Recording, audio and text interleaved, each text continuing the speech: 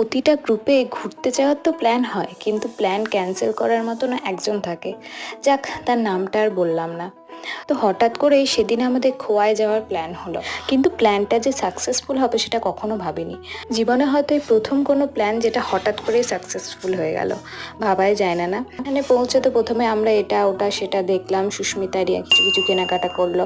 আমি সেদিন আর কেনাকাটা করিনি, কারণ পরের দিন আবার আমি আসতাম। তো যাই হোক, তোমরা আমার বড় ভিডিওটা যদি না দেখে থাকো তাহলে আমি রিলেটেড ভিডিও সেকশনে সেটা দিয়ে দেবো, অবশ্যই দেখে নিও ব্লগটা। এখানে দাঁড়িয়ে দাঁড়িয়ে আমরা ওনাদের নাচটা দেখছিলাম এবং উনি আমাদেরকে ডাকছিলেন নাচ করার জন্য। তো আমরা যাইনি, আসলে আমাদের দেরি হয়ে যাচ্ছিল, তখনই ট্রেন ছিল, সাথে সাথে বেরোতে হবে।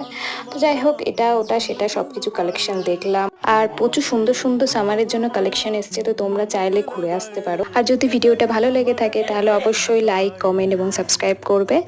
আজকের মতো এই পর্যন্তই, টাটা।